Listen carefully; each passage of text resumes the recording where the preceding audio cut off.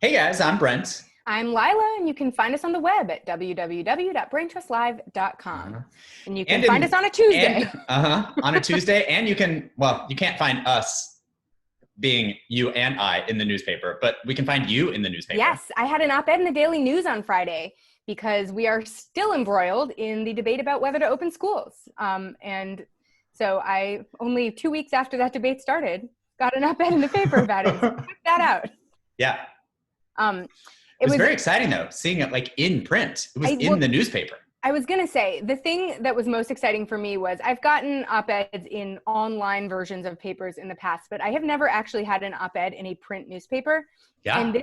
my op-ed was in the print edition of the Daily News. So if you bought the Fun. Daily News on Friday, which you didn't because no one buys the print edition of the newspaper, but just if you would happen to, if you were about to contract coronavirus on the subway and thought, I'll need a paper while I do that, you would have seen my name in real life paper print.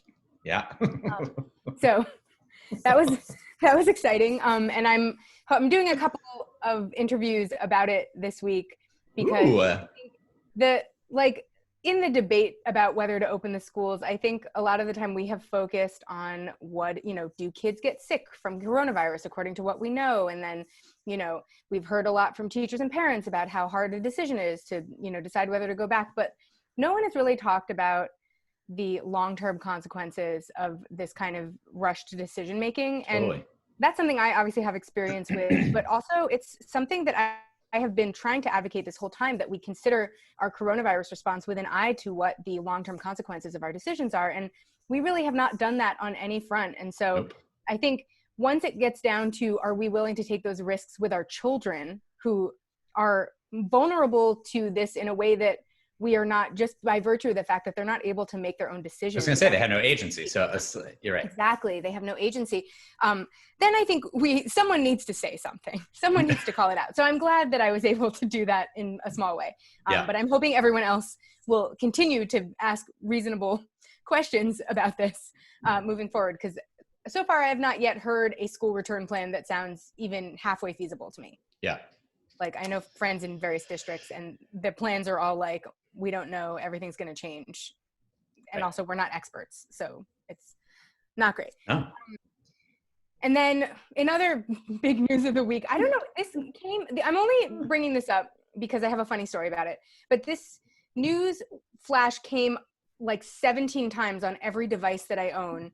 And so for some reason, there was just like one evening last week where the entire world needed me to know that Regis Philbin had died. And I was surprised to see that he was getting that. Like, John Lewis, I got it.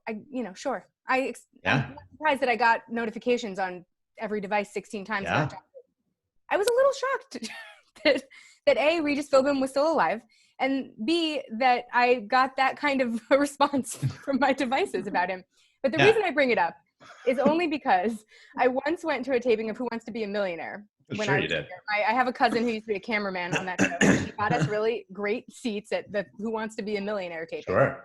And Regis Philbin couldn't pronounce the word Pythagorean, couldn't read it, couldn't hear it, couldn't repeat it back to you. But the other word he notably mispronounced multiple times was the word Jewish, as in the Jewish people. This is a man who was hosting a morning show in New York City every single day, a city that is 25% Jewish and 100% culturally Jewish. And this is a man who has heard the word Jewish probably daily in his everyday life. And he was a man who just repeatedly mispronounced the word. How was he saying it? I don't even remember, because he tried a lot of different ways. I was going to say, because it's also it's not hard. Brent used to have an editor who just like could not remember my name for the life. So Lila. he would kind of mumble it, sort of. He would just sounded like a lot of L's. Yeah. Right. He would just avoid saying the vowels definitively because he was just like, I can't. I feel like that's what Regis Philbin did to the word Jewish. He just sort of like, he hit the J and the ish at the end, and it was like gobbledygook in the middle. And I don't know. That has stayed with me so distinctly. You know what you should do is you should write that story really eloquently on Facebook about how much it meant to you. the time that I heard Regis Philbin repeatedly mispronounce the word Jewish. And that has made you deeply saddened to right, learn of by his passing. Yeah, maybe I can get a second op-ed in the paper. Oh, man. In any case, I don't know why I wanted to lead with that. I just felt we should. Well, we did it, so it's too late now. Too late now. It was a media section. It was media, and then Regis Philbin, also a media person. I'll buy it. Yeah, it's made Kathy Lee is now relevant briefly. Sure, she'll love that. For a moment, so that's exciting. In any case, election 2020. We passed the 100 days mark, so everyone had to post a graphic about that on the internet, and that is why you, a person who was on the internet, saw on Sunday that it was 100 days until the election. Yeah. So and I heard somebody on the news today say, when they were talking about that it was only 100 days away, they were like, and really when you think about it, it seems like a long time ago, but 100 days ago was April. And I was like, no, it wasn't. It's ridiculous. 100 days ago was January. And I know. And then I was like, oh God, it was. That person can read a calendar. If time continues to pass the way that it's been passing, 100 days was actually... It'll feel like tomorrow. Right, yeah. So you should probably, I don't know, figure out a vote plan. You should probably find out what the absentee and or mail-in voting laws are in your state, because... Also, mail your ballot in a month in advance, because... I mean, and this is crazy because I would never normally recommend this because elections can change at the last minute in dramatic ways. If you remember the Greg Gianforte election where we found out that he was assaulting, media. Right, body slamming people. Or body slamming members of the media right before his election day. So a lot can happen. That Comey interference in 2016 only happened a couple weeks before the election. The Kentucky Senate primary. Oh, exactly. So here's what I'd say. You should have a plan and you should mail your ballot as early as possible. And then what your second part of the plan should be is just to cross your fingers. Right, because you want your vote to be counted. You need your vote to be counted. At minimum. The most important thing is, first of all, do your research so that you don't vote for the wrong person. There's things that are unknowable. You can't know something that no one knows. But you can know things that no one is reporting on that people do know. So try to know what you need to know. And just vote early because you have to, because you need your vote to be counted. Yeah. And if you haven't already, I mean, obviously register to vote if you haven't already. It would be wild if you were listening to this podcast and you weren't registered to vote. But also sign up to get a mail-in ballot if you can, if you live in a state that allows that. And also, if you live in New York State and you want a mail-in ballot and you are going to get an application in the mail that is going to make it sound like you need a really valid excuse to vote absentee. And I'm here to tell you that you do not. Yeah. Just fucking lie to them. They don't know. They don't have computers there. It doesn't matter. Just tell them whatever you need to tell them about why you can't show up. I think you can use COVID as an excuse, but don't feel like you need to be dying in order to use that excuse. Use it if you're well and you just don't want to get COVID, which should be everyone. Right. And, start to do the research now. And obviously, in California, we will be assisting you in doing that research in a timely manner as well. So we'll talk about the props here, but also we're going to do our annual, I guess it is annual because we always have props. Sometimes it's a biannual prop guide as well. Well, and this year we're really going to need that prop guide, and people are going to need it because there's 12 of them. But I have become sort of like reinvigorated about voting. And look, nobody needs to worry about whether I'm going to vote or not. I'll be voting. I vote in every election. We always do. However, for reasons that we've been talking about for a while, I've been a little crestfallen this year, especially in California, where it sort of seems like, what am I voting on anyway? There's not even a good Senate race here, which sometimes you can get excited about. Scrounge up.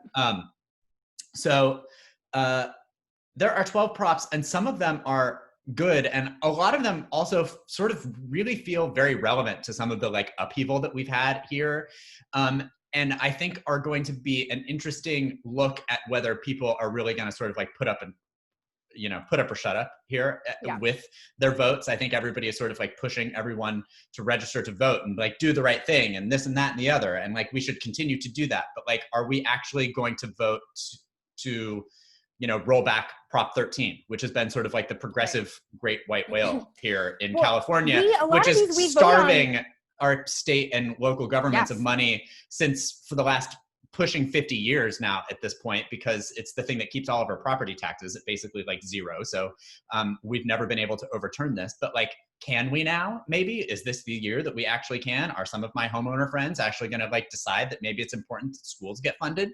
Some of these are things that we vote on all the time too, and that often get defeated because big moneyed interests come in and spend a huge amount of money on campaigns. Like, think about what happened with rent control. Right, we're going to get to vote on rent control again. Get to vote on that again. Think about the housing crisis that's going on right now. Exactly. We can reinstate some of the affirmative action things that have been stripped out here in California. We can give parolees voting rights.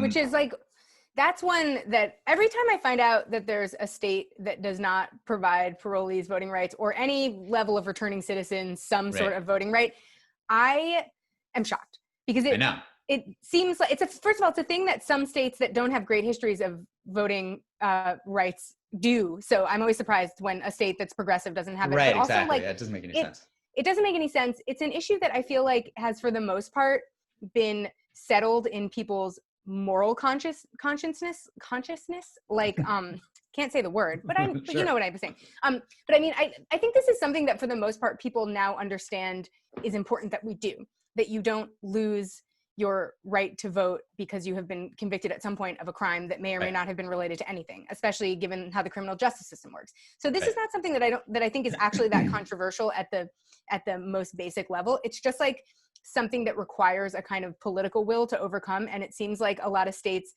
that lack that political will actually lack it because they didn't expect to need it, and not because they don't think that this is important.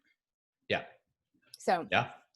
But anyway, those are exciting. That's not even all of them. That was just sort of like a smattering. We're not going to get deep into all of those because you'll be hearing more about them coming up from us, certainly in our voting guide, but we'll probably also be talking about them on the podcast. But it was this week that I learned that there were that many of them and what all of them were. And I got sort of like re-excited about voting. Listen, there have been years where we have had as many as 18 here. So as much as Politico was like 12 propositions, how insane, I'm sort of like, well, this is a nice manageable number. Right, I know. Yeah, exactly. This is doable. And if some of them are easy, like banning cash bail, then, you know, the complicated ones are always like the ones where it's like some Republican is trying to do an end run around the legislature and they use like water rights as an example. Like it becomes like a thing where it's like, you don't care about either side. Right. I think we're having to re-vote on the exact same like dialysis thing that nobody knew whether they were supposed to vote yes or no. Like that's back in the mix again this year. So there's definitely some that are big eye rolls. Ones. But the expensive ones. The ones that we waste all of our money on are always ones that no one at all cares about. And that's why they had to spend so much money to make you think you cared about one side. Yeah. So look forward to TV ads with depressing dialysis patients on them that are actually lying to you about what the bill does, because that or the prop does, because that is what happens. We still don't have results in New York in a lot of races. And we now know that Carolyn Maloney is probably going to win her seat back. And we kind of figured that, but but she finally pulled ahead by a number of votes that is like meaningfully hard to overcome. But what a mess. And now Trump is using this as an example of why we can't trust mail-in voting, which is exactly like New York State is desperate to give us all of the trouble that they possibly can about everything, including why primary is important, why mail-in voting doesn't work. You know, I mean, it's He tweeted out a story about how it was a mess that there weren't results yet, which was not from like a right wing. It was like from the Washington Post or something about like, why aren't there results yet in New York City? And he was just sort of like, mail-in ballots are going to ruin the election and we can't count them and blah, blah, blah. So you can't count them if you don't have a system for counting them. Well, that's part of it. We could have a system for counting them. New York State has chosen not to have said system, but it's not nothing is impossible if you put your mind to it. That's a little inspiration from me too.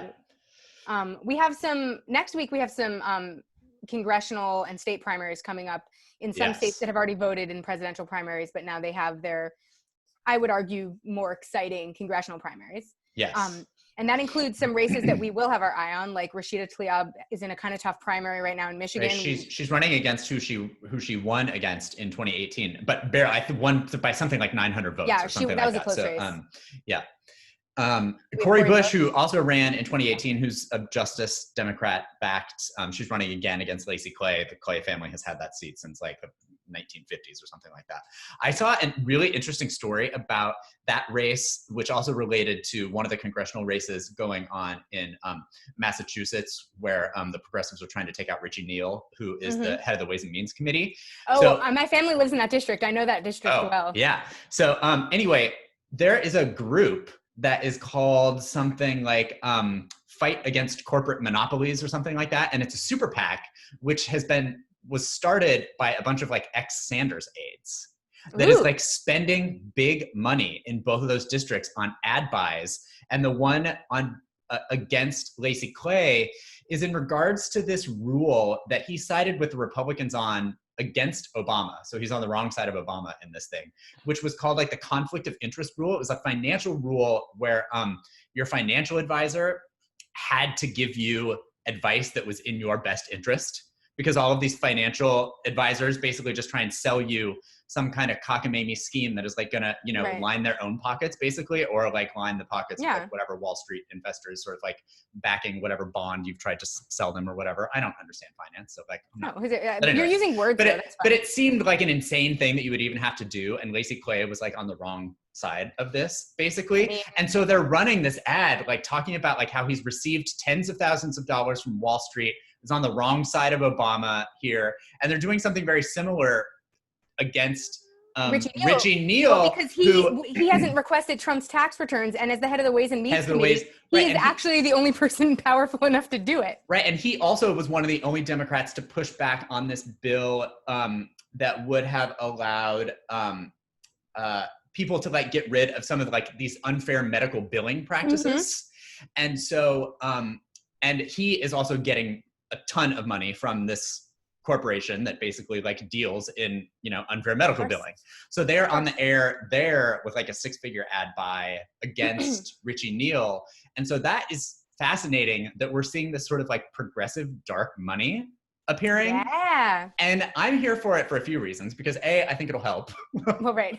But also, the reason why the Richie Neals and the Lacey Clays of the world think that they can do these things, like where they're like these small little rules that they're going to like fight against. The reason that they do it is because A, they're getting money, but B, it's because they think that it will never see the light of day. That they think no one's paying attention, and they all deal in specific financial sectors of policy where people don't understand what they do anyway, and so it's complicated to figure. I mean, think about all the things Charlie Rangel was getting away with that finally came down as the head of the Ways and Means Committee. That's a very powerful position to be in. So even if, I hope very much that Cori Bush and Alex Morse, who's running against Richie Neal, win their races. If they don't, I think that they will have both at least learned some potential valuable lesson here, in that people are watching. Well, and I hope so. This is the first primary Richie Neal's had in 30 years. I was going to say, and Alex Morse, he's the mayor of Holyoke. He's not nobody. He's not nobody. He's young. He's, I think, somebody that everyone sort of thinks has like a pretty big political future. And so this could be if this is not the end of Richie Neal, this could still be the beginning of the end of Richie Neal. Yes. Alex Morse is still going to be a politician in that district. He could run again in 2 years with a little bit more backing. He's still young enough and new enough to kind of continue to be a thorn in the side of that kind of political establishment. And so I feel, and Cori Bush is somebody whose name we know because she was one of the people who we had our eyes on as progressives back in 2018. Right, she came out of the Ferguson protests. I mean, exactly. These are people that are going to be able to make a name for themselves as oppositional forces in those districts, and that does ultimately put some cracks in the armor of these very powerful people, even if it doesn't take them down right away. Yeah, so I think it's the first time that some of these mainline Democrats have really had to worry about any sort of actual moneyed interests keeping track of what the hell they're doing. Yes. And also, and this is, by the way, taking out some of these Democrats is an important part of making sure the progressive agenda can be accomplished, because, and I'm going to talk about this in a little bit. Yeah, these guys need help. These guys, seriously. But also, I think there are a lot of Democrats who, even if they have at times served their districts admirably in the past, are just not up to this moment. And we are in a very unique moment. We're in a moment where some of these ties to the sort of corporate structure, some of these ties to Wall Street that Democrats have been able to continue with, are going to have to break, because we're at a crisis point and we can't continue to serve Wall Street over the needs of people in this extreme of a way. And so I think in order to see a Democratic Party that can get elected because it does accomplish things, we have to have some of these power players taken down. And I have a whole rant about that later in the podcast. So get excited for that. But I think when you see races like this, the race with Cori Bush and Alex Morris, both of these are great candidates to donate to. Both of these are great candidates 100%. to keep an eye on. They're great candidates to feel like there is some potential positive impact you can have on the 2020 elections without having to feel terrible because you don't love Joe Biden.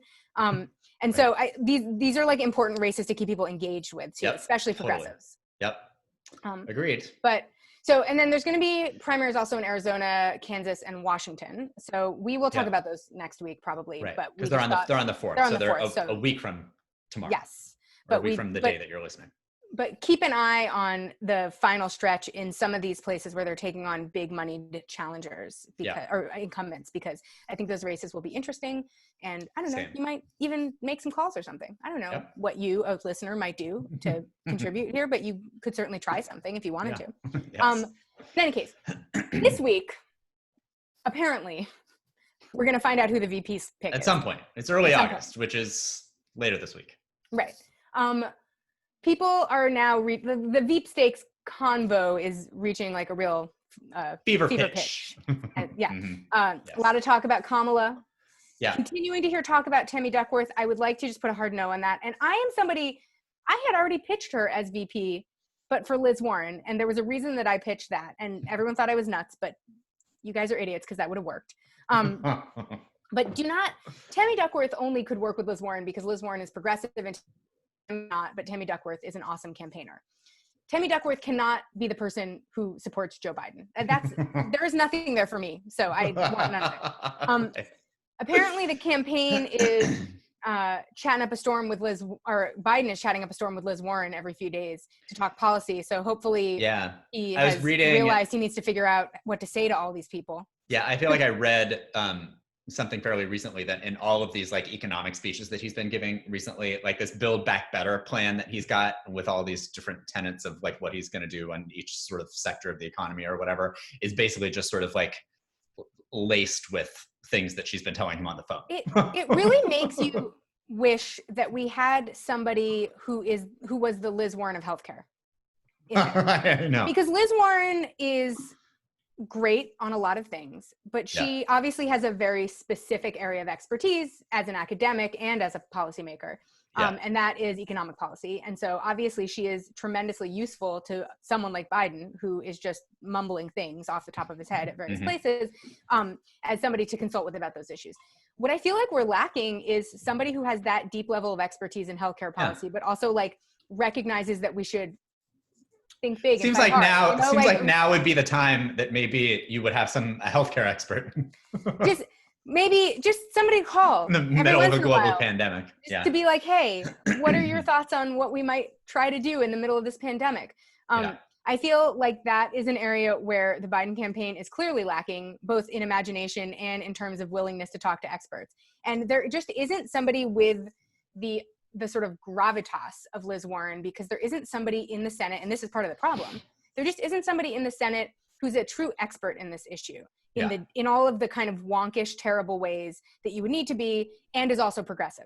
Right. There's plenty of people who can tell you what we can't accomplish in a boring, or why Obamacare works in this very, or whatever. There's plenty of people who can tell you boring things about why we shouldn't try for anything new. But there's no one like Liz Warren who has vision and then also can explain that vision to you, a person who could use some vision. That's maybe something for us to look for coming up.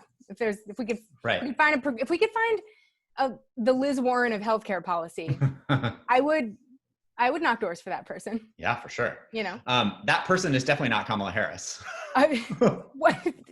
She's the anti that person. I was going to say, if there was ever a person who not only didn't have clear healthcare policy goals, but doesn't even understand what her goals might be in healthcare policy or what options there are, that would be Kamala Harris. The betting is still that she is the leading choice to be the Veep. Although there was an interesting article, it was either, I think just today or maybe yesterday in Politico, about how Chris Dodd, who we know is on the committee to find the VP, and we also know is a known womanizer, as we told you about in this podcast a while ago. Sleazebag Chris Dodd. Yeah, he's a sleazebag. Is having a lot of reservations about Kamala Harris because apparently when he interviewed her for this, he asked her about that, the takedown of that Biden exchange at that first debate that they had. And she didn't have any remorse about it. She said something along the lines of like, that's politics. Yeah. And so now there's like all of this concern, at least on Chris Dodd's part, that he is sort of like sharing around, the Biden sphere about whether she's actually going to sort of like be like a good, number two to him. Is she loyal? Does she care? Yeah, she's not remorseful enough that she tried to question him on a policy issue and he had a dumb answer.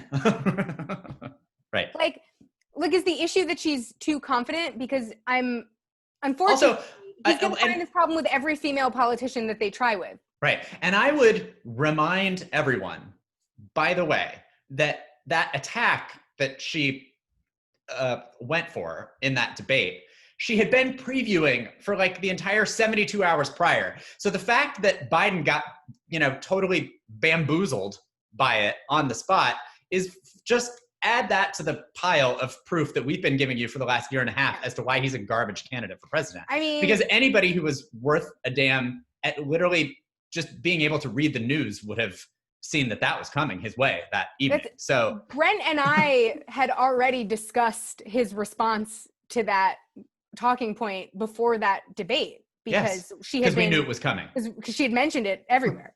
So we had already thought through our response to the talking point by the time the debate happened. And then we had a better response than standing dumbfounded and not knowing what to say. Biden was the only person in America who didn't yet have a response to that talking point. It's funny because he was being called out by name. Oh, man. But like, I feel like also, I don't care what Chris Dodd thinks about her. No, I mean, I don't want it to be Kamala Harris either, but fuck that guy. Right? Like, I mean, exactly. I'm not rooting for her to be the VP pick. I have plenty of reasons I think she shouldn't be, but one of them is not that she wasn't remorseful about trying to debate at a debate with Joe Biden. And that Chris Dodd thinks that she might not be loyal enough. Right. I mean, Chris get Dodd, out of here. Loyalty to Chris Dodd in there anyway gets you in trouble. You don't want to be loyal to a guy like Chris Dodd. No. Interestingly, there is maybe a new person emerging from the list, and I am obsessed with this choice because I think that it does maybe not everything that the pick should, but it does everything that the Biden campaign wants it to do, basically. Right. Because we're talking about Karen Bass here, who has emerged of late as someone who appears to still be on the short list. And what she does is she gives you're apparently looking for a black woman. Right. Right? That's made clear. And we are looking for a progressive. That's right. Which she gets pretty darn close to. Right. And the Biden campaign seems to be looking for somebody who's boring. Right. Which she certainly is. And God bless Karen Bass. She definitely checks the box there. Right. I feel like she is safe. She would make the left happy. The left is really excited about this. Like the California Sanders delegates all signed an open letter to Biden begging that it be one of three people if they were looking for a black woman, that it be either Barbara Lee, Nina Turner, or Karen Bass. I love that they put Nina Turner on that list, by the way. Barbara Lee and Karen Bass, two like older sort of like longtime Congress members who are like, not fixtures of the far, far left, but are like relatively progressive. And then like Nina Turner, who nobody in the modern, and listen, we love Nina Turner. I would love it to be Nina Turner if Nina Turner gets shit done. But I like Nina Turner is like such a different kind of like flavor of politician than Barbara Lee and Karen Bass. It's so funny that those were the three. But you know what? I have something to say about that because you're absolutely right. She sort of like is the odd one out there. But on some level, if we were doing the things that Republican candidates for president were doing to pick a candidate, she would be the obvious choice. Everybody has been trying for months, and granted she's not on the short list anymore, but like the person that everyone on earth thought should be the VP for the good first chunk of this campaign was Stacey Abrams. Right. Nina Turner, as experienced, as Stacey Abrams. I mean, she hasn't run for statewide office, but she was a state senator, which was what Stacey Abrams was. I mean, like, why aren't we, what has happened to us that we have not considered Nina Turner as the option? I think like, why can't we? Because she is she's unapologetically in the Sanders camp, and because of that, she is not even on the moderate radar. Right. You know, she's somebody who we like tune into things to hear what she's going to say because we are like interested in what she has to say. But the moderate camp has sort of like tuned out to her to such an extent that they are literally unable to hear even her appropriate criticisms of the system. And also she wears crazy glasses, so they can't deal with that for some reason. But like Nina Turner is somebody who, this is, I think, where I was finding it frustrating earlier in the sort of Veep stakes conversation when we were talking about how, you know, there's not really much of a bench in the Democratic Party because in the Obama years, we didn't build one. And like, that is a DNC fault. That is not on the progressive wing has come in with people from that generation as best that they can. But there is not a deep bench for someone like Joe Biden to pick from.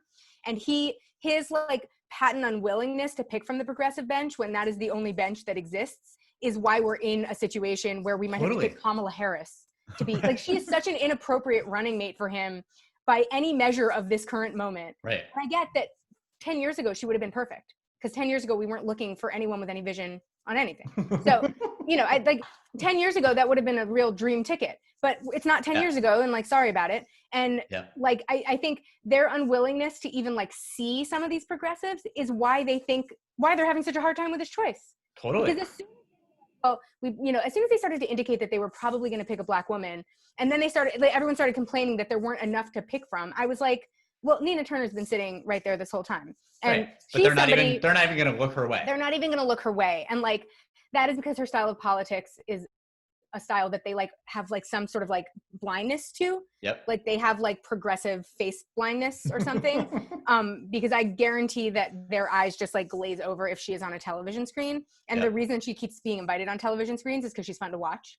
Totally. You know, like, and she's kind of an electrifying speaker in her. For sure. I mean, we've seen her speak several times because we were following campaigns around the caucus states. But she could electrify a stadium of 3,000 people or a small room. Like, so I think, you know, the fact that they're unwilling to see her has a lot to do with why they're in the situation they're in, where they're having to pick someone whose the criteria is that they're boring, basically. Yep.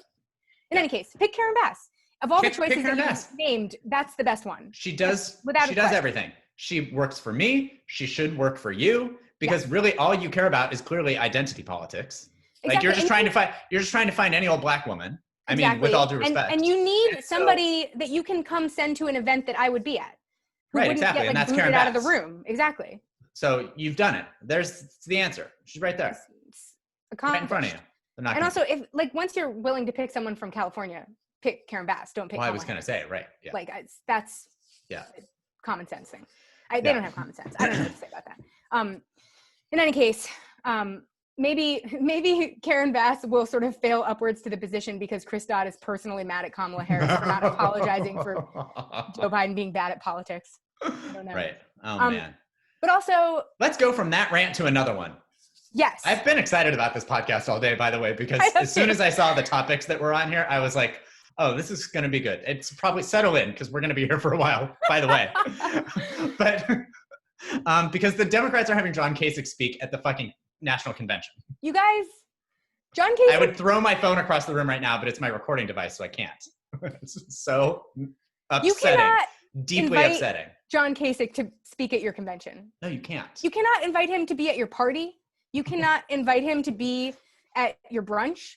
You cannot be inviting John Kasich to be anywhere that other people will know that you're at.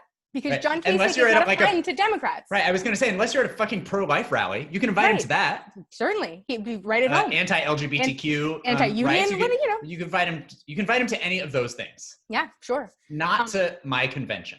No, this is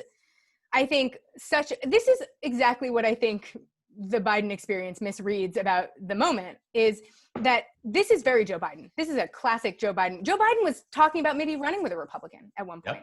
we still might live in a world where we wake up on Tuesday and the running mate is somebody like John Kasich, you know, it's like Liz Cheney or somebody like, you know, we still live in a world where that's a possibility. But I think there is this sense among the sort of Biden coalition that there is appetite for a kind of unity against Trump that is so all-encompassing that it can include people who we like categorically, who like have moral failings that are on a scale policy-wise that we just like cannot accept. Like John Kasich is not Donald Trump. And I'm not here to tell you that he is. I'm not here to tell you that Steve Schmidt is Donald Trump. I'm not here to tell you that George Conway is Donald Trump.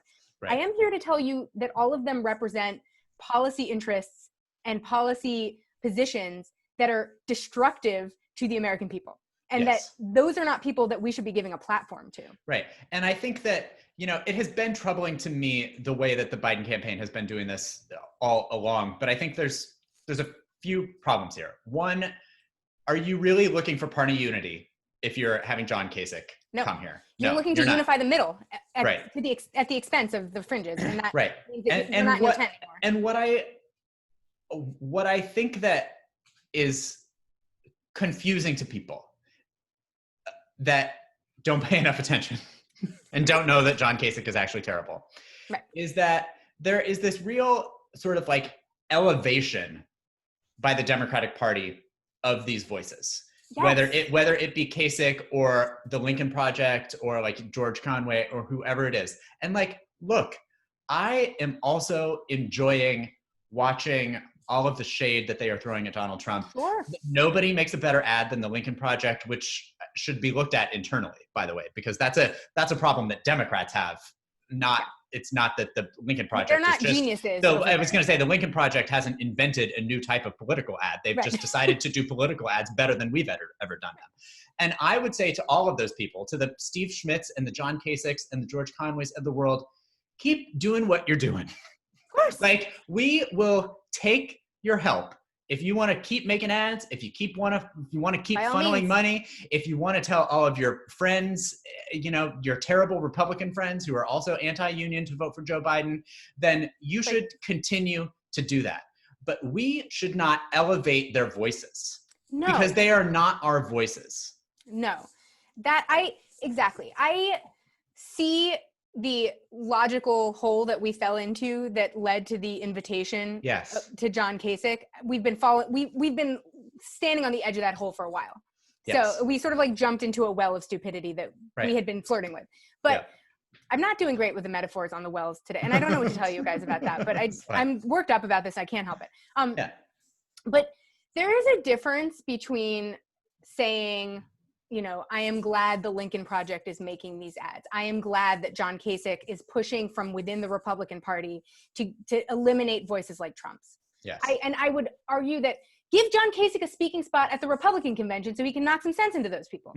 Like, there is a difference, however, between doing that and us providing the microphone, the airwaves, and the platform for him to share his thoughts on anything.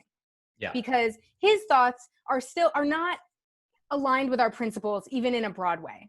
Yeah. There's I think a misunderstanding about who these people are and what their voices actually are and what they stand for in a lot of sectors of the Democratic Party that I think want us to be a party that sounds like we're pro-business and wants us to be a party that sounds like something that they remember from the Bush years and the Clinton years and the Obama years. They want us to sound like we're the same party. Right. And also, that doesn't benefit us, though. We can't get voters to the polls sounding like the same party as the Republicans. No. And also, you know, jumping off that point, what happens, you know, when John Kasich comes knocking at the White House door and is like, hey, remember when I helped get you elected? Yes. That's the other thing. That's the other thing that concerns me about this is we're not just elevating their voices. We are elevating them in a way that they have so much power in helping us win that we become beholden to whatever their interests are. We are elevating their interests. We are not just elevating their voices. And that's I think where that's why we draw a line with people like this. Yeah. It is not because right now it's not fun to seem like we're all unified against Trump. It is because in 1 year we don't want John Kasich to have the ability to knock on the door of the White House and say, remember me. Yes. He does not stand for things that we approve of. Right. And that's it. And Brent and I don't get to knock on the door of the White House and ask for anything. And so we don't want the person who gets to do that to be John Kasich. That's it. Nailed it. There's a little bit of drama also because a bunch of Sanders delegates have signed a pledge to vote against the platform unless it includes Medicare for all. Right. Who knows how this is going to go, but I'm for it. I'm for any shenanigans they try. I'm for any shenanigans. And also what is so hilarious about this, and this is from a Politico article. We didn't pull this from I didn't pull this from Common Dreams or anywhere like that, that I'm sometimes apt to, fall down, or The Intercept, that, some rabbit hole that I'm apt to fall down. What's interesting is there's 360 delegates that have pledged this, but also like some of the left-wing groups like Progressive Democrats of America and Roots Action are like announcing that they're also going to we'll do the same thing. Well, we'll do the same thing, but also, and then the Bernie Delegates Network has also said that they're going to promote this petition. So right now it's sort of like coming out of just kind of like the initial batch of people who sort of like caught wind of it, basically. So they're going to try and get more delegates to sign it. But this Politico article says that there's organizers of the convention are not just worried that more people will sign it because it's going to get politicized. They're concerned that Biden delegates are going to sign it. So there's actual concern that it's going to become too unwieldy within the entire delegation, because some of the Biden delegates, probably since they voted for him, have realized that maybe, kicking tens of millions of people off of their employer-based health insurance during the middle of a global pandemic where everyone is unemployed was not the best plan. That's right. Well, and also I would argue that because there were so few candidates left by the time many of these delegates got selected, that I would argue that a lot of the time the kind of people that get chosen as delegates are just people who are like connected to the state party and are not necessarily people that were like in the camp for somebody that meaningfully. And so I bet a lot of Biden delegates had different candidates that they supported early on. And I bet that means that a lot of them supported candidates to his left. I would not be shocked if half the Biden delegates are people that only started thinking about Joe Biden in April or May. And so I think in a moment like this in particular, where so many states voted after there was a meaningful choice to be made, you kind of have to worry that the delegates are not as controllable as you might hope. Yeah. These are not diehard Biden people, because there is no such thing as diehard Biden people. Right. There were diehard Clinton people. There were diehard, yes. Right. The Bernie people are really fucking diehard. So I would not fuck with them. Like this, like the only people in that hall who are going to be like in it to win it are going to be Bernie delegates, and they're going to be angry. So it's going to be a crazy time. I mean, they're not going to be in a hall of any sort. I guess they're just going to be on the internet. But the point is, it might be more unwieldy on the internet. It's probably the Biden delegates are going to be an unpredictable bunch, I would guess. And they're going to do their best to make it seem like there's a great unity happening amongst them, because that is why they chose to support Joe Biden, is because of the perception of unity. But the thing is that the Bernie delegates are never going to let that stand. No. That is not who we are as people. As Bernie people, that's just not who we are. Mm-mm. And it's like, if you have never had a therapist tell you this, or an AA meeting tell you this, or the internet tell you this, there are things you can and can't change about the people around you. And there is just no, I think a lot of the time the moderate Democrats just like hope that the progressives will like act right. And like find it in ourselves to act right. And like the thing is that it's not what we're going to do. That's not in our nature. That's not who we are. So like, you're not going to get us to act right according to your opinion of what acting right is at this convention. So the kind of hope that you might be able to pull it off without having some uproar from the Bernie delegates is that's delusional. It's delusional. That's not who we are as people, and it's not. We're not going to become those people just because Donald Trump is terrible. Our nature is not to be those people. So you can't fight your nature. Okay. No. So take this serenity prayer and really sit with it for a while, or whatever. Yeah. Do that. Speaking of conventions, the GOP convention is a mess. They were so insistent on having it, and then they had to leave Charlotte because in Charlotte the Charlotte people were not insistent on having it in the way that the GOP was insistent on having it.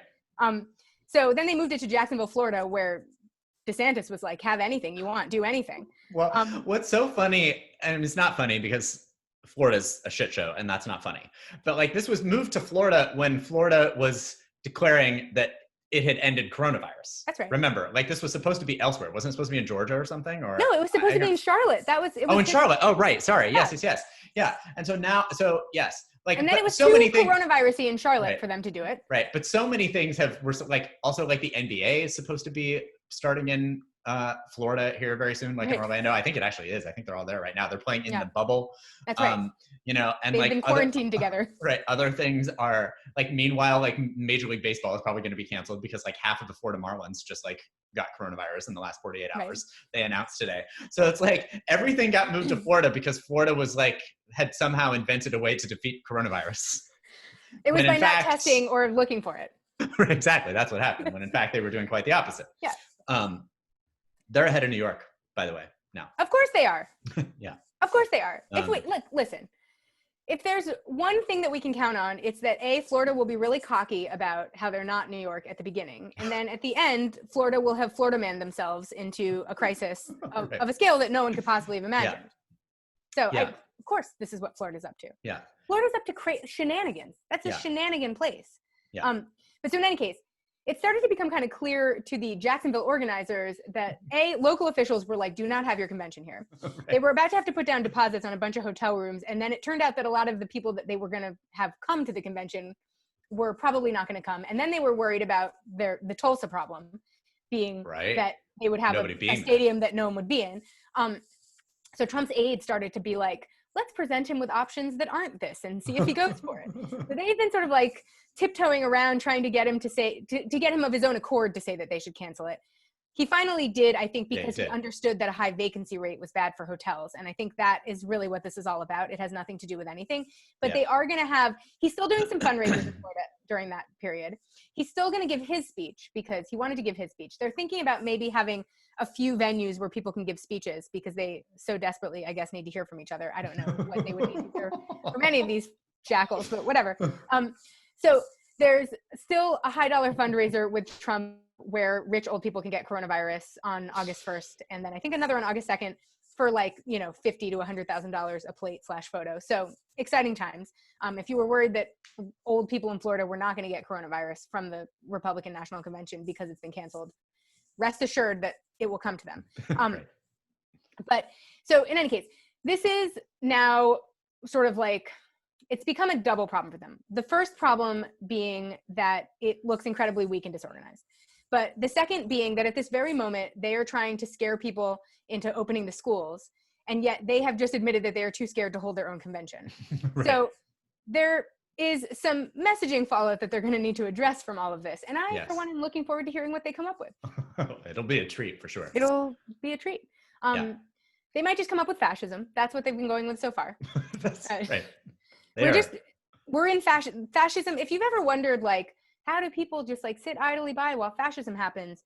What are they doing to stop it? Like, we're doing it. If you sat at home this week not preventing fascism, you did that.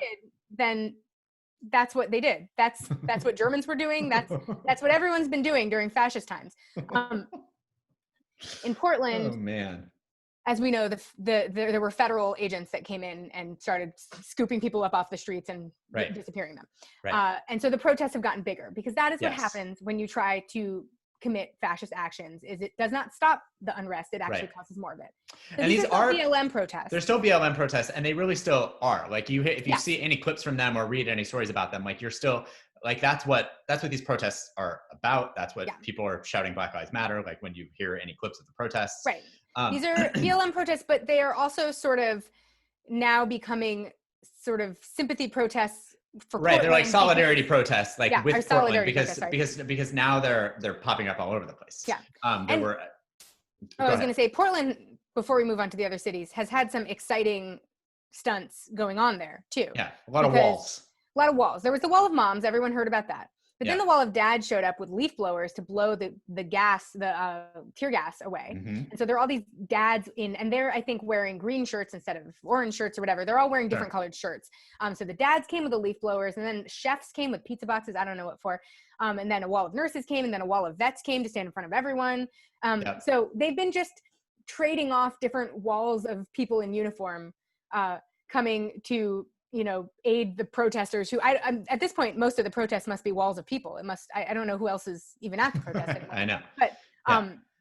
but so that's been very exciting. But they shot tear gas and flashbangs, and like nobody is saying whether it was the police or the federal agents that did it, because nobody seems to know. It was probably both of them, which is why nobody knows. Yeah. But anyway, Seattle also had huge protests. 47 people were arrested, like 59 people got injured. But they also, like, DHS has U.S. Customs and Border Protection people who are there, who are like on standby. So that'll help, certainly, I'm sure. Yes. Right? Obviously, it can only make things better. Yeah. And they're still protesting in Louisville because I don't know if you've noticed, but nothing has happened with the Breonna Taylor case at all. Yes, correct. We're just sitting around waiting for nothing. That's right. So there's still protests going on there. And on Friday, they had 76 people arrested for blocking off a street with barrels filled with water, urine, and bleach. How did they get a barrel filled with urine?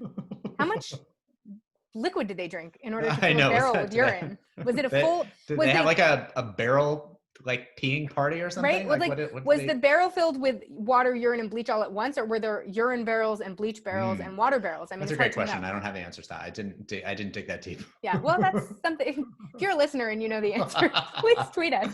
Yes.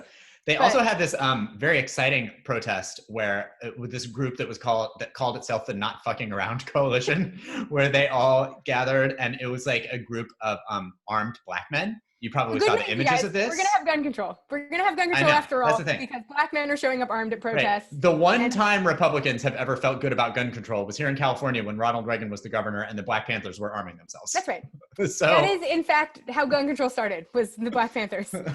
That is why the NRA politicized into a weird white supremacist nationalist organization. And that is why we have gun control. It is because of the Black Panthers. We can thank them for that.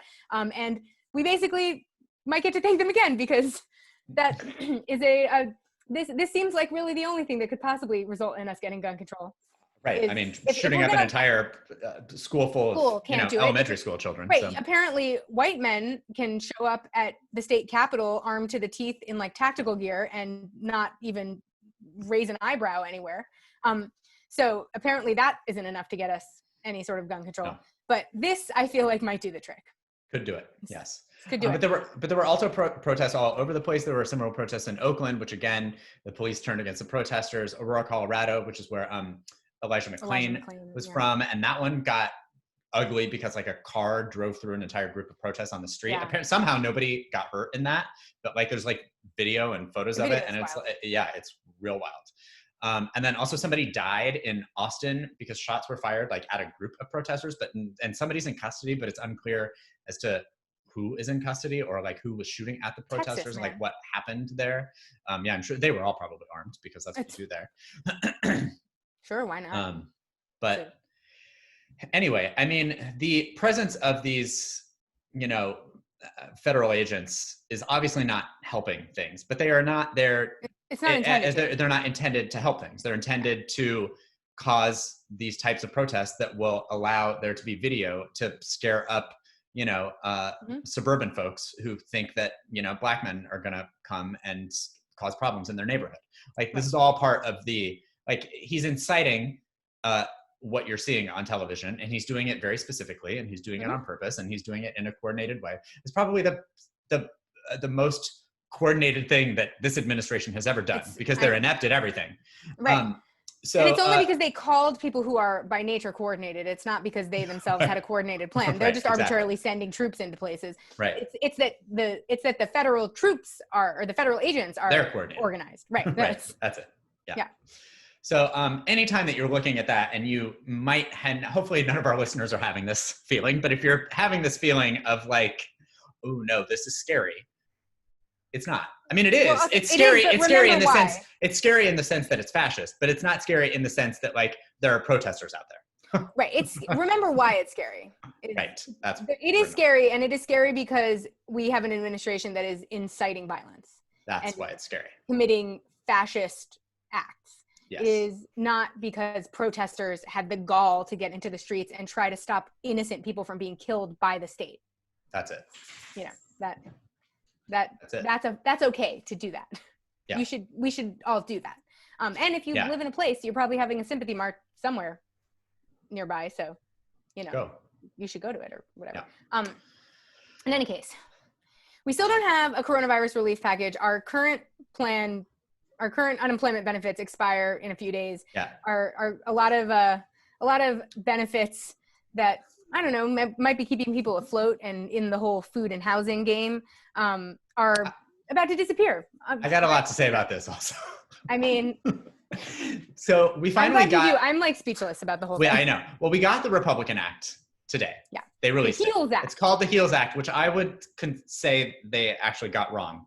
Yeah. Not just on policy, but also just in the naming of it, because it stands for health, economic assistance, liability protection, and schools. But they're using the A from assistance to make HEALS. But that would mean that they should also be using the P from protection, which would get them to the HEALS Act. Yeah. So I think that they've pick and choose which letters you want to use when you're making an acronym. There's rules here. Also, imagine making an acronym where in order to make the L appear, you had to come up with liability protection as one of the main tenets of the acronym. That's probably the one that they're most concerned about, because they really don't want workers to be able to sue their employers. Like, imagine admitting that. Imagine being a person who's like, people will be fine if we just, like, sure, health, economic assistance, schools, right. People love those things. Right. We'll add liability protection in there because people love that too. Right, I know. We want to make sure that everyone knows damn well that they cannot sue their employer. Exactly. If they get coronavirus on the job. Anyway, go ahead. I was going to say, they really don't want to extend those unemployment benefits, but they do want to potentially give you one more one-time payment. Sure. Another $1,200 or $2,400 per family. Pay your rent for 6 months, right? Yeah, sure. Yeah, exactly. They are gonna extend the federal eviction moratorium, so that's good. If they do not do that, the crisis that is going to result from, it's already starting. Still going to be bad. People are already filing eviction paperwork even before they're allowed to. But the housing crisis that is going to result from this is going to be outrageous. Yeah. And preventable, by the way. We just don't have to evict people right now. That's a choice we can make. But it's going to cause a kind of crisis that is actually going to interfere with their white suburban voters' lives, because it's going to cause a homelessness crisis, unlike even the crisis that we're in right now. And that is, I don't think, something they actually want to see. They may think they want to see it, but I would contend they don't. Exactly.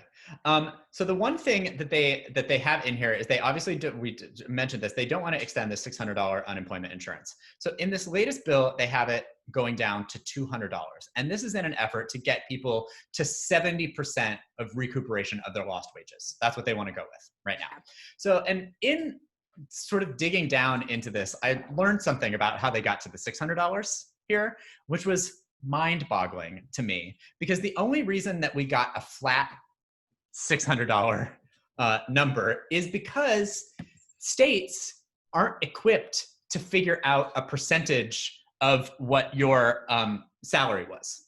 So basically they wanted to be able to make sure everyone was getting 100% of their wages. And so they, instead of having the states being able to just know what that was using their unemployment, system, our unemployment system is so antiquated they couldn't do that. So the way they came to $600 was they looked at unemployment, the average unemployment in Q1 of 2020, and the average person was making $976, and the average unemployment benefit that they were receiving was $376.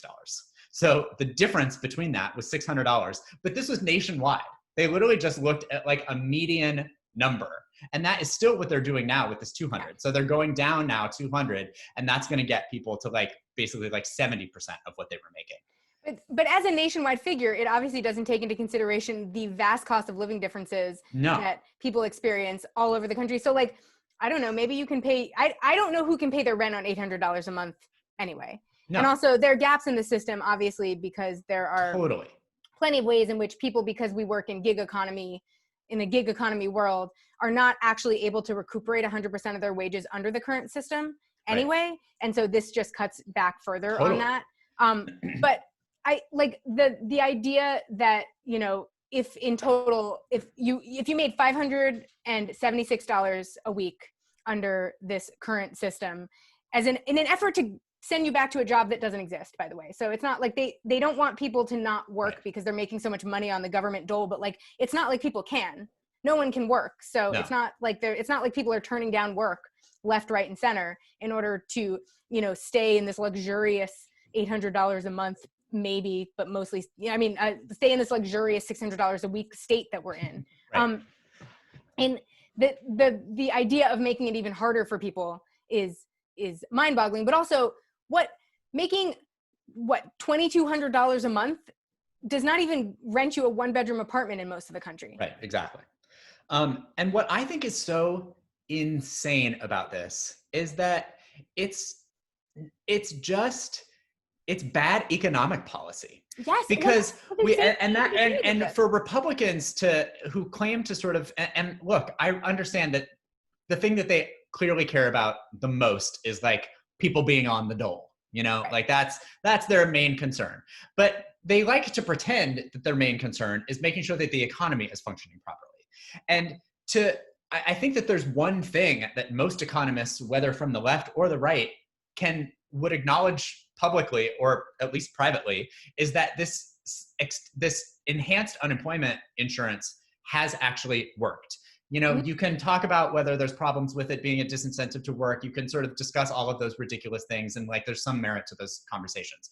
But it's the system that we started with, so it's the system that we have now. We're probably not going to change whatever that system is of unemployment. Well, we can barely get people signed up to this system. Right, exactly. We're not going to change it. So the idea that you would cut what ultimately, the difference between 600, 200 is 400. So a month you're cutting $1,600 out of what you are sending to people who are already basically only paying for their bills and for food to take care of their family. Nobody has any discretionary income right now. So you are talking about people not being able to pay their bills. You're talking about people not being able to pay their mortgages, people defaulting on credit, people not being able to eat.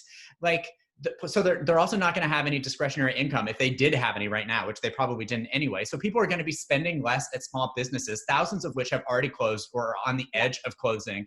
I mean, cutting that amount of money out of people's checkbooks right now is going to make the economy far worse than, whatever your worry about the fucking national debt is, or like keeping people on the dole or whatever. To spike again. Totally, because it's going to be permanent unemployment because the businesses are closed, so there's not jobs for people to go back to. Yeah. I'm not an economist, and I understand this principle. So, like, the fact that they are choosing to slash that much money out of what people like have in their pockets right now is crazy making.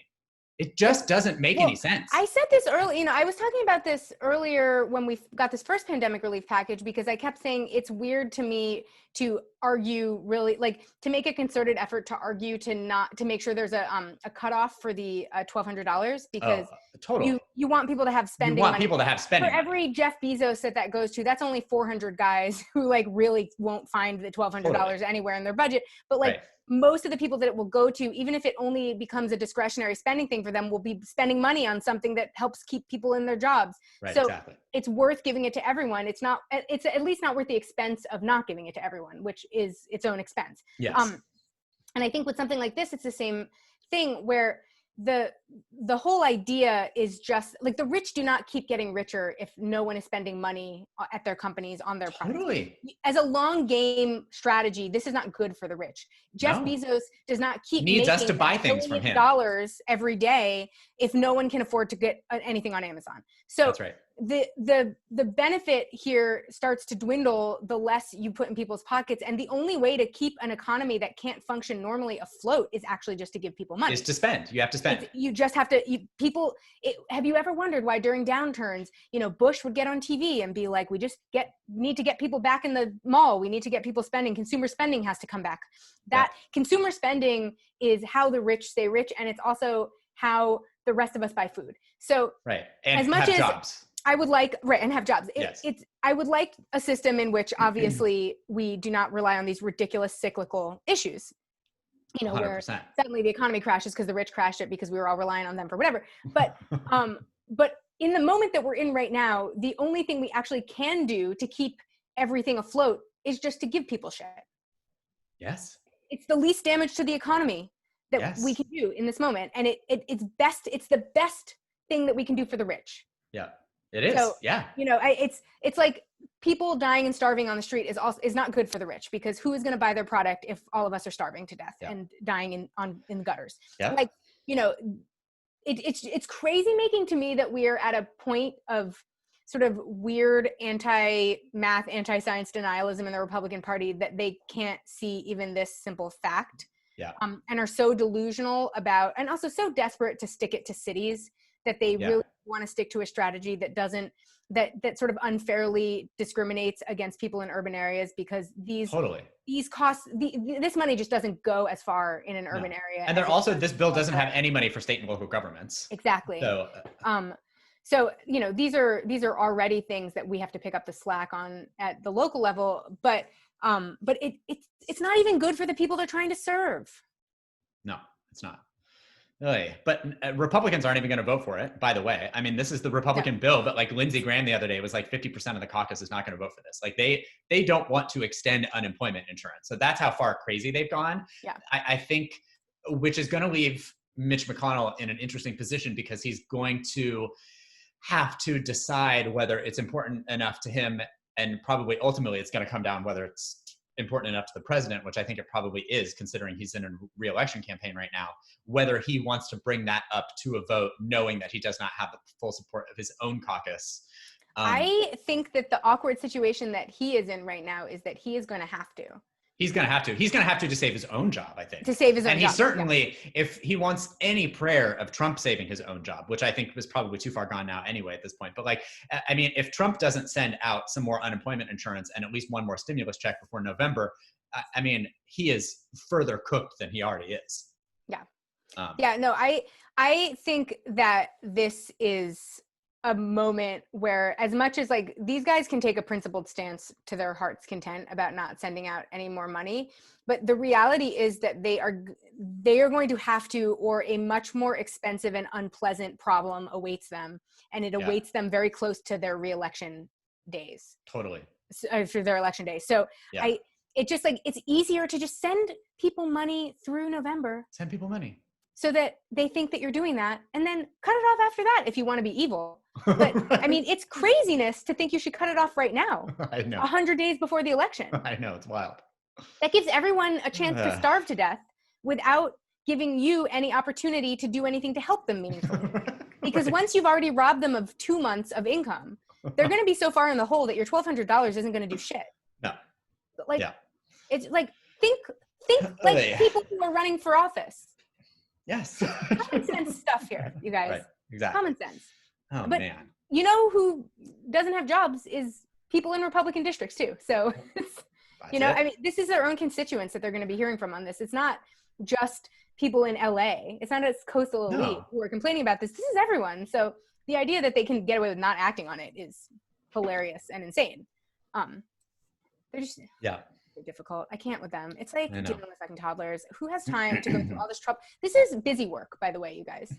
Like currently your congressman's time is being wasted by busy work, because there is no reason we should be disagreeing on the contours of something as important as relief packages during a huge pandemic. Right. They're creating an unnecessary resistance to a policy that benefits everyone just to create crisis. Like, this is also to a policy wasting our time. Right. Also to a policy that, while imperfect, we know has worked for the last couple months. Exactly. Like, this is a waste of everyone's time. Yeah. And it's a waste of your time as someone who is a taxpayer who pays someone to go to Washington and represent your interests, because they can't represent your interest on the thing that you actually care about because they're stuck working on this nonsense. Yeah. It's just waste. It's waste. Yeah. Staffer waste. Congressperson waste. Senator waste. Everyone's time is being wasted. It's infuriating. It's the summer. Yeah. They don't normally work right now.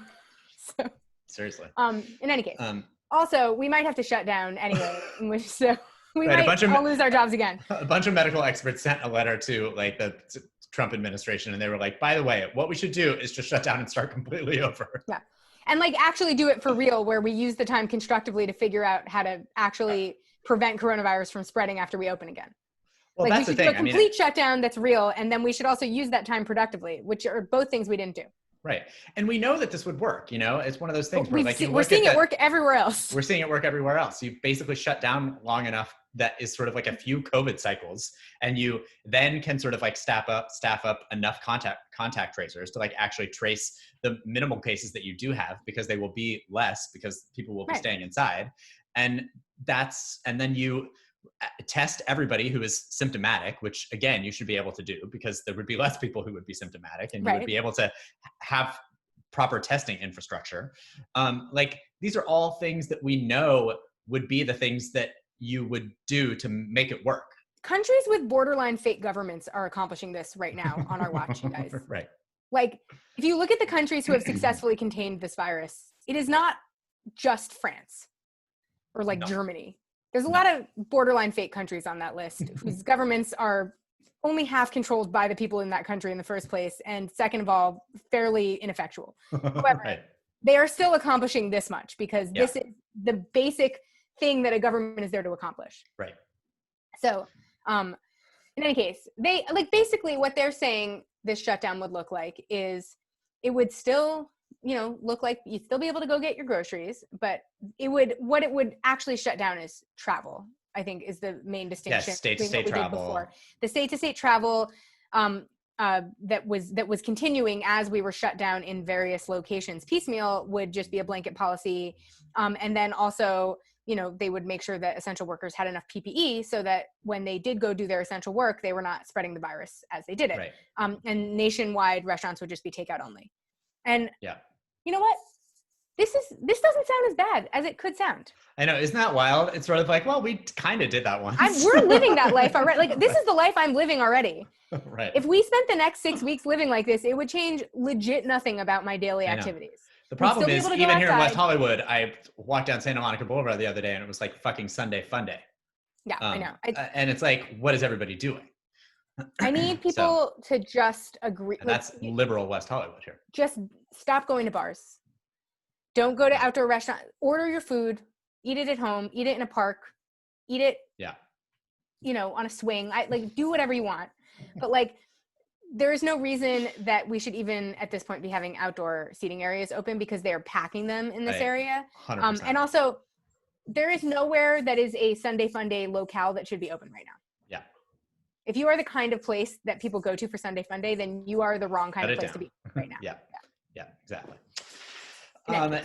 Interestingly, Trump heading into the election is trying to solve one problem that he has, which is everybody thinking that he's completely inept on the issue of healthcare. It's going to be hard because everyone is right. Everyone's right. But he's maybe trying to do something about it, but it's not going to work. And it's sort of a hilarious thing that he's up to right now. Yeah. But he's talking about it again. This is not the first time he's promised a healthcare plan that he's failed to deliver on, but he's back to thinking he's going to have a healthcare plan. I think the problem is that, like last time, he doesn't understand how complicated an undertaking this is. So he comes up with the idea of having a better healthcare plan because having the idea to have an idea is much easier than having an idea itself. He even had an idea that was easy one time. Remember when healthcare was going to be so easy? Oh yeah, no, I remember. I remember how easy it was going to be. I'm still waiting for the results of that easy plan that he put in place. But this is an attempt to sound like he's about to have a plan so that we'll talk about him as if we expect him to, and then he's not going to have one, so don't expect one. And the plan, if he names anything as a plan, it's going to be comical. Well, that's the thing. He signed a couple executive orders on drug pricing, and he claims that he's going to have some sort of event where he's going to announce a plan, but nobody knows what that plan could be. It certainly is not going to be a plan. Least of all him. It's not, even if it is like some sort of even if he shocks us with some sort of real healthcare plan, which he's not, it's also not going to be implemented before the election, because can you imagine Congress doing healthcare right now? I mean, get real.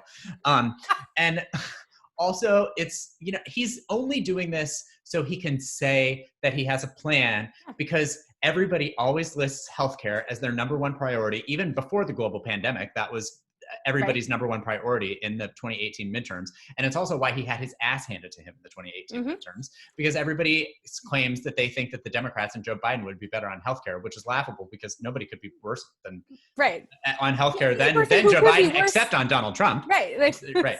So, he really is only, if you see a press conference with him next week touting some sort of healthcare plan where he is speaking in enough circles that it might confuse you, know that it is nonsense. And we'll tune in to this podcast next week because we will probably explain to you why it's nonsense. Right. But don't imagine Don't if he fall for happens to learn a few words about healthcare in the process of coming up with a fake plan that doesn't mean anything. Don't let that convince you that he knows how to make a healthcare plan. Right. First of all, smarter men than him have failed. Right. Because also, everyone currently serving in Congress has failed. Right. And also keep in mind that he tried his damnedest to get Obamacare overturned in Congress. And when that didn't work, he is continuing to try his damnedest to get SCOTUS to overturn it. That's so right. This is a person who does not like people having healthcare. He's anti-plan. Right. He doesn't want you to have healthcare. His whole agenda has been to remove healthcare from your life instead of have a plan. And then also, there's no one in his circle who could possibly come up with a plan because they have also been given 10 years to come up with an idea for a plan. And all they have come up with so far is that they don't like Obamacare. Right. The Republicans don't even have a plan that he could start to tout parts of. Right. Because their plan was stolen by the Democrats, who decided to come up with a Republican plan instead of their own plan. And then because of that, the Republicans have sort of been shafted because they don't have an alternative plan other than the one they came up with. Stealing the Republican plan was a real, I mean, it's not the end game because we need to be on Medicare for all. But at least in sort of like an interim period. It really fucked them over, though. That really screwed them, didn't it? Yeah, no, stealing the Heritage Foundation's one stab at an idea about healthcare. I don't think we intended it to have the long-term effects that it did. No. But I mean, they have been left without a plan because they boxed themselves into a corner where their own plan was not good enough for them. Right, exactly. That's the unfortunate side of it was that we were left defending a plan. That nobody liked in the first place. Right, exactly. Right. So there were downsides too, is all I'm saying. But and we're now basically running on their plan, which was a bad plan at the beginning and continues. It's all upside down. Everything's upside down, but just rest assured that there is not a single Republican currently serving in office who has a healthcare plan. And if one of them tries to tell you otherwise, shout. And not only do they not only do they not have a plan, they are actively not wanting to come up with a plan. No, I disagree. I think they're desperate for a plan. They just literally cannot come up with it. Oh, they can't. Well, yeah. I think they've been trying for years to come up with a plan because they've come up with attempts at saying they plan to have a plan. Right. What I mean is that they have no intention of actually. They don't want to get us healthcare. They don't want to, and they don't want to deal with it either. No. They might say that they want to deal with it, but they don't actually want to deal with it. Certainly they have no agenda that involves healthcare for people. Right. They have a desire to say they have a plan. As we all do. We all want to know what we're doing. So, they have a desire to pretend like they have a plan. They like to say things as if they think they're coming up with one right now. The problem has been that for 10 years, they've been looking for a plan to at least state that they have, and they haven't found one yet because the only plan they could possibly have is the one that we have. That's it. And they just hate us that much and hate healthcare. They hate they hate you having healthcare. Yes. And they hate AOC for reasons that have to do with both healthcare and the amazing speech that she gave on the floor of the House about being a woman, about the fact that Ted Yoho, or whatever his name is, it Ted? I think so. You know what? Who cares? Who cares? He called her a fucking bitch, and he's a fucking bitch. And so the problem was that first of all, members of Congress should not refer to their colleagues in pejorative terms like that, and certainly not gendered pejorative terms like that. But I would contend it's not professional, no matter how gendered the term is. But AOC also seems to be the only person who is up to the moment in terms of explaining to both Congress and the American people why that was unacceptable. Yeah, and why his apology was unacceptable. And why his apology, right? Because he also did a thing that a lot of older men in politics seem to love to do, which is he issued an apology that didn't include an apology. Right. And was also like, I have a daughter, so like I can't possibly be sexist because like I've met a woman before. Like, and like AOC had to remind us in clear terms that having a daughter or knowing a woman does not make you a feminist. Right. It just makes you a human being who lives in society. You do not get to call other women fucking bitches just because you have a daughter. And also, as she pointed out, she is someone's daughter, as is every woman. So if you are so concerned, if you think being a father gives you the kind of perspective where you would understand how to behave around women, just know that other men have daughters who are the women that you know, and that those women shouldn't be called fucking bitches either. In any case, I bring this up. We're not gonna, like, listen, watch the speech. It's great. It was all over the internet. So if you didn't watch the speech, I don't know where you've been. The reason I bring this up is because I wanted to have a brief chat about something I raised earlier, this is your callback. This is my callback about the sort of the moment that we are in and the kind of leadership we need right now. Because I think there are a lot of people mistaking. I saw this, we see this a little bit with the Eliot Engel, Jamal Williams, Bowman. Sorry, Jamal Williams. Is that a person? I don't know. Sure, probably. I mean, I'm certain that it is. With the Eliot Engel Jamal Bowman primary, this was part of the conversation, which is just sort of about how experienced Eliot Engel is and how it's hard to lose someone with that kind of experience. And I think this is a moment where we need to sort of divorce ourselves from our past understanding of what it means to have experience and what that experience buys us. And I know I've said this before, but we're in a sort of unique historical juncture right now where I think a lot of the people who are currently serving in Congress, and that includes people that I respect and think have served their communities admirably, that includes people that I am proud to have had represent me, are not up to this moment, because this moment is not a moment where you can write a strongly worded letter to the Justice Department and have made your point. It's not a moment where the regular sort of levers of power give you enough agency to actually serve your community. This is a moment that requires a different kind of imagination and a different kind of leadership. And I think that there are a lot of incumbents who have done admirable work for their communities and for America, who are currently still serving in office, who I think should consider resigning. And I think should, if they have a qualified primary challenger, should let that, or a qualified challenger in a primary that has not yet happened, they should try to help that challenger win. I think that if they have a qualified person running against them for whatever reason in the general, that they should let that person win. I think that we are at a moment where the experience is actually holding us back, because they are experienced in a system that doesn't exist anymore, that is not functioning the way they expect it to function. No. And they are not able at this moment, because they are invested in the system, to be courageous the way that we need them to be. And I think that is why someone like AOC is resonating, as aside from the fact that she's an incredibly talented communicator. She's sort of like a savant of political communication. She's obviously someone who had organizing experience, but not political experience before this. And you would think that she had been doing this for 800 years because she's so good at it. But the reason that she is resonating differently with us right now and is resonating not just on the internet, but with media even differently, is because she is like the only person in Congress who is up to the moment. Right. She's up to the moment. She's the only one who is actually fighting for anything. Yes. And this is an interesting thing, a conversation that I get into a lot with people when, specifically, I've been talking to people a lot about the Veep stakes and sort of people trying to convince me that Kamala Harris is a progressive. And they like to tell me that she has basically like voted for literally like every single thing that the Democrats have put forward, her entire time in the Senate. So she has like a 100% rating on basically everything. That's everyone. But and my response to that always is that because Democrats in Congress have stopped fighting for anything more than what they could just have anyway. Well, and she is sort of like represents like a person that is sort of like just wants better for us. Well, she's just willing to try something. And I think also the mistake is to think that just because you are not as progressive as we are, that you do not deserve this kind of representation. Because I think there are several freshman moderates who I also think have actually served their communities admirably and been courageous when it mattered. Sure. I had a friend who worked in Spanberger's office, and so I had been following her career in the last year pretty closely, or the last 2 years pretty closely. And like, she is someone who I think she represents a pretty conservative district. It's a red district. I don't agree with her on a lot.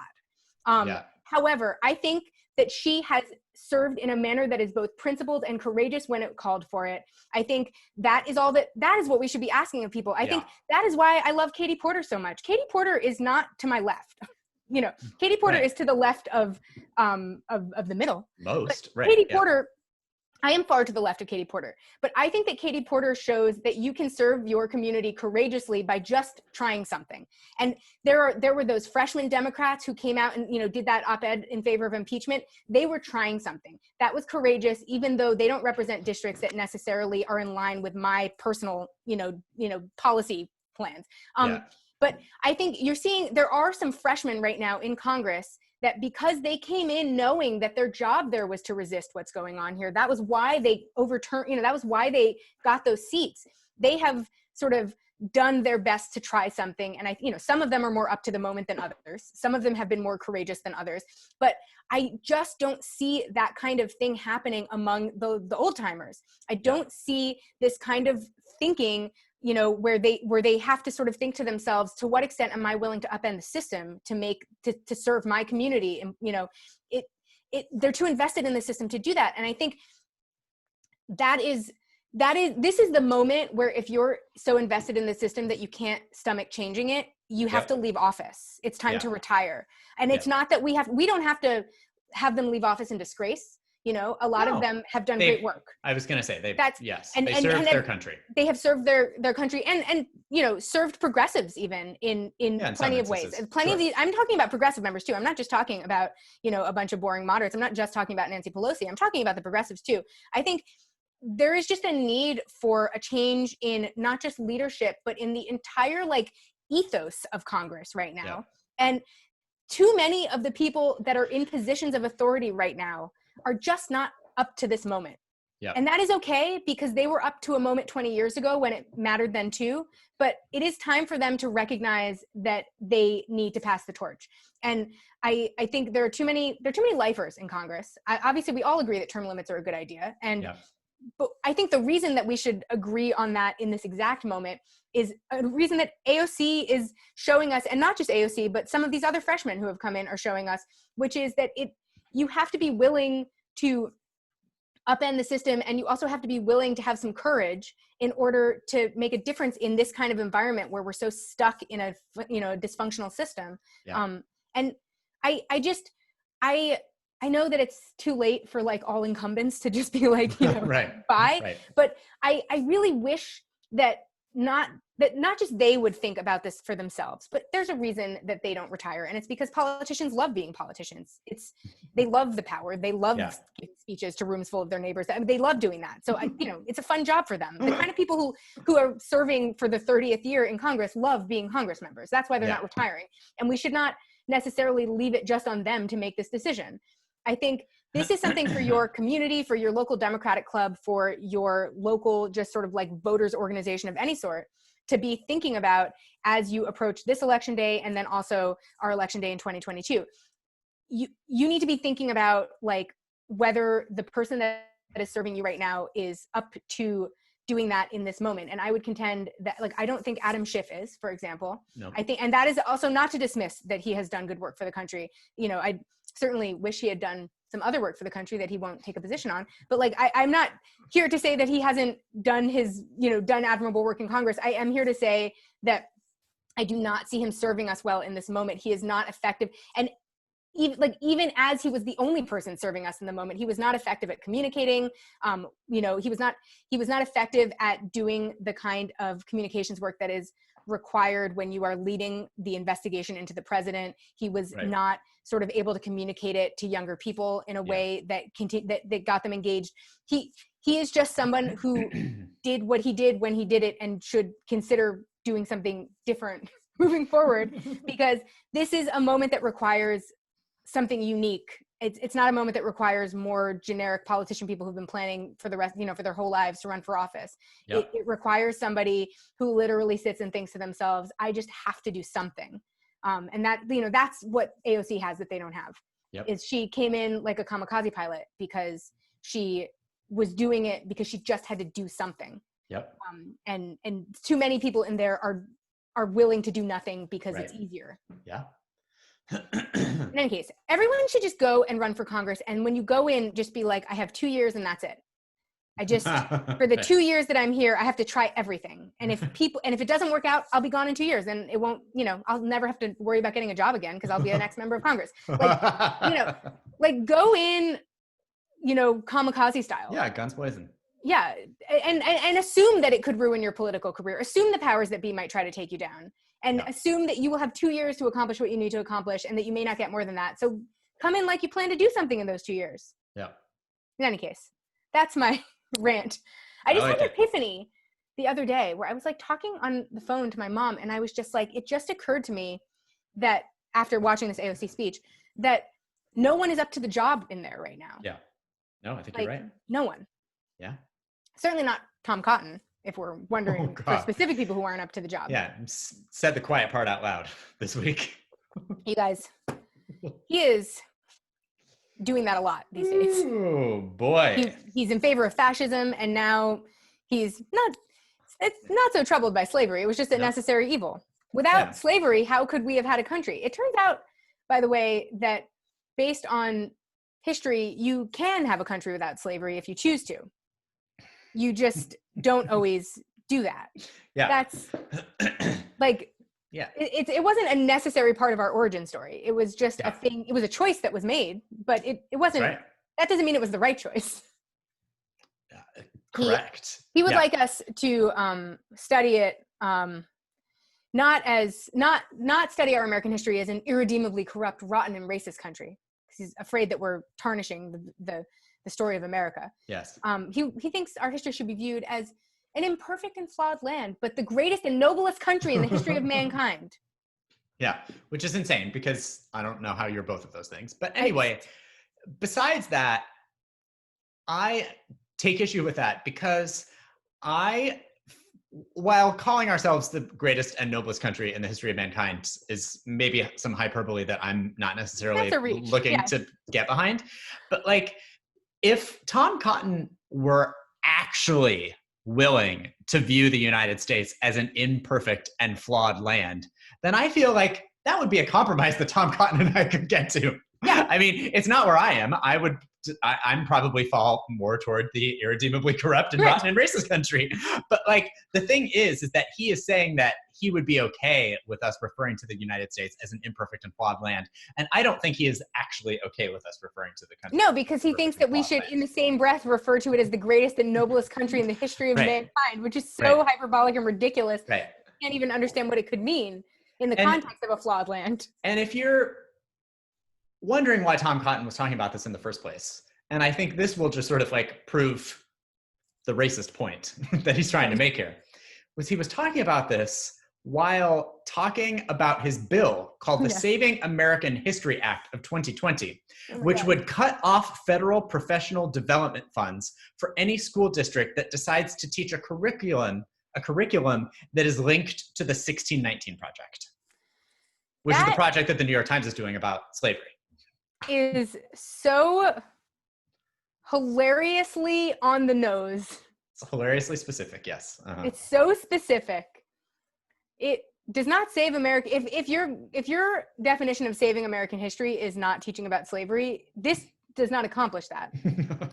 Because I went to school before the 1619 Project and still spent years studying about slavery. Same. Just because I went to annoying progressive schools, maybe. I don't know. Well, I went to a public school in Des Moines and learned about slavery. Well, as I was going to say, I mean, these were public schools. So this is not, this was not like this was not an unusual thing to listen.